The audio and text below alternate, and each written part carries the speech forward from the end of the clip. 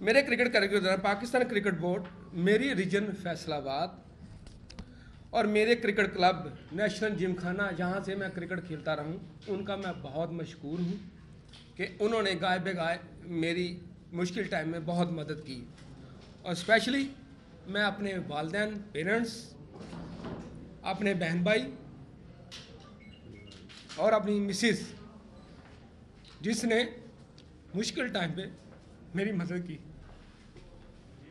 रही बात पीसीबी को मुझे सपोर्ट करने की, उन्होंने काफ़ी हद तक मुझे सपोर्ट किया है, बट इस हवाले से बिल्कुल नहीं किया कि वो मेरे साथ के वो लड़ें, जाके आईसीसी से लड़ें कि यार इसको हम क्यों निकाला, आप इसका मेडिकल कंडीशन का भी मसला है, आप लोगों ने वो लॉ भी ख़त्म कर दिया मेडिकल का। मगर ये है कि इसके लिए मैं माजरत चाहता हूँ, सॉरी, बिल्कुल मैं पीसीबी की बहुत रिस्पेक्ट करता हूँ, मगर इस हवाले से इन्होंने मुझे नहीं किया। मैं अपनी तमाम क्रिकेट, जो पाकिस्तान की domestic cricket, first class cricket, international cricket से रिटायरमेंट का ऐलान करता हूँ।